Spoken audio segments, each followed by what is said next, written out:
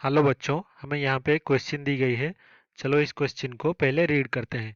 So the question says three concentric spherical metallic cells A, B, C of radii A, B and C. Small a is less than small b is less than small c. Have charge densities sigma, minus sigma and sigma respectively. तो यहाँ पे तीन metallic concentric spherical shell दी गई हैं ए, B और सी, जिनका की radii small ए, small B और स्मॉल सी है। सबसे छोटा है स्मॉल ए, उससे थोड़ा बड़ा रेडियाई है बी और उससे थोड़ा बड़ा है सी। और इनकी चार्ज डेंसिटी दे दी गई है जो कि है sigma, minus sigma and sigma. If the cells A C are at the same potential, then the correct option between A, B, C is। तो यहाँ पे दोनों जो सेल्स हैं ए और सी, ये दोनों की पोटेंशियल सेम दे दी गई है। तो हमें रिलेशन निकालना है जो रेडियाई है ए, बी, सी, इन तीनों के बीच में। तो फिर यहाँ पे हमें कैसा सिचुएशन दिया है पहले वो देखते हैं। तो यहाँ पे थ्री सेल्स हैं, तो ये हमारा रेडियाई ए का ये सबसे स्मॉलेस्ट सेल हुआ। तो इससे और थोड़ा बिगर रेडियाई का, जिसका कि रेडियस कितना है बी है, तो ये बी। और इसके बाहर और एक कंसेंट्रिक सेल है मेटालिक, उसको ले लेते हैं, स्फीयरिकल भी है। तो ये हो गया हमारा थर्ड थर्ड जो सेल है मेटालिक, और इसका रेडियाई कितना है, इसका रेडियस जो है वो सी है। और ये हमारा स्फीयर है, स्फीयरिकल सेल है, और ये स्फीयरिकल सेल बी और सबसे बाहर वाला स्फीयरिकल सेल सी। और इन तीनों का जो चार्ज डेंसिटी है, surface charge density sigma, minus sigma और सिग्मा दिया गया है। अभी हमें क्या पता है, जो सिग्मा है उसकी रिलेशन क्या होता है। जो सिग्मा होता है वो होता है जो भी चार्ज प्रेजेंट है डिवाइडेड बाय इसका जो रेडियस, रेडियस नहीं, जो भी सरफेस एरिया है। तो वो कितना है सरफेस एरिया एक सेल का, स्फीयरिकल सेल का, 4 पाई r² इतना होता है। तो इससे अगर हम ए, बी, सी पुट करें तो हमें तीनों पे चार्जेस क्यू मिल जाएंगे।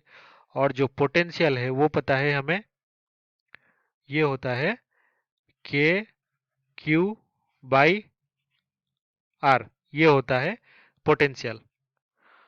और ये जो पोटेंशियल में के है वो होता है 1/4 pi epsilon naught Q by R.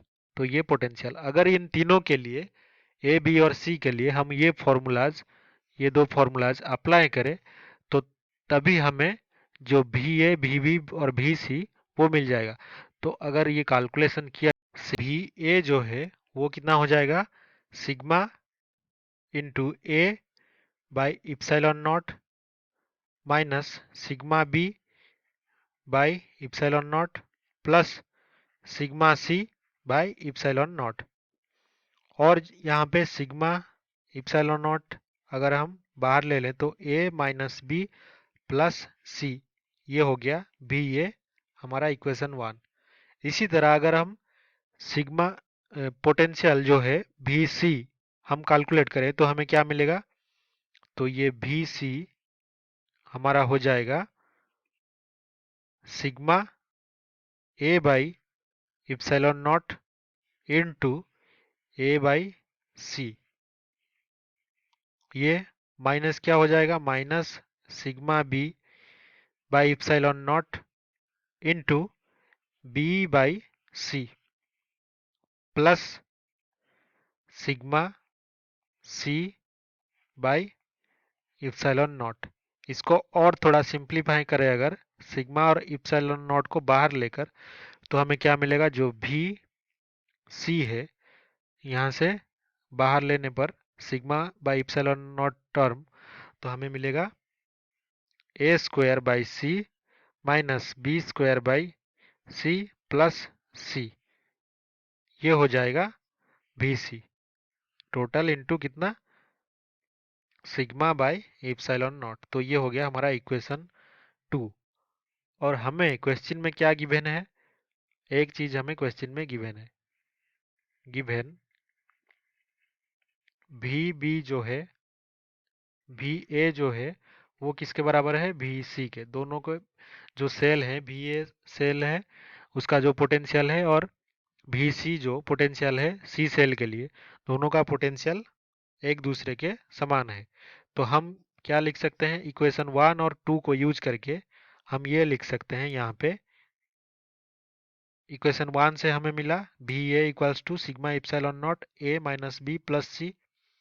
तो ये लिखना है हमें भी ए की वैल्यू पे सिग्मा, ये रहा हमारा सिग्मा बाय इप्सिलॉन नॉट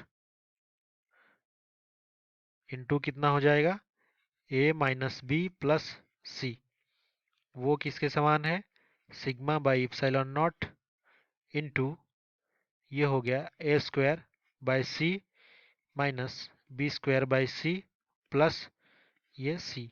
तो दोनों साइड से हम क्या कैंसिल कर सकते हैं, हम सिग्मा बाई इप्सिलॉन नॉट ये कैंसिल कर सकते हैं, और हमें क्या बचा अभी, ए माइनस बी प्लस जो सी है वो कितना हो जाएगा, A square minus B square by C plus C, इसके बराबर हो गया।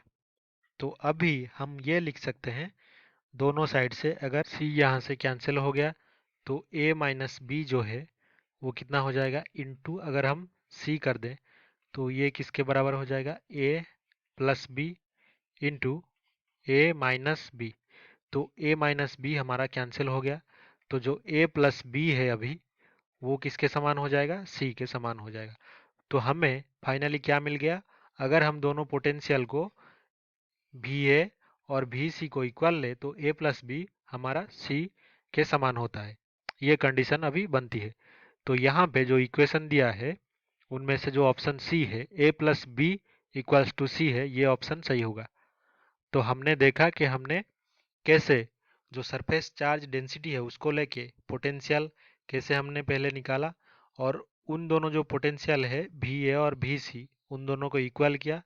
तो इक्वल करने पर हमें जो कंडीशन मिला ए प्लस बी इक्वल्स टू सी, तो इसीलिए ये जो ऑप्शन सी है ये वाला सही होगा। तो आई होप कि आपको ये अच्छे से समझ में आया होगा। Thank you.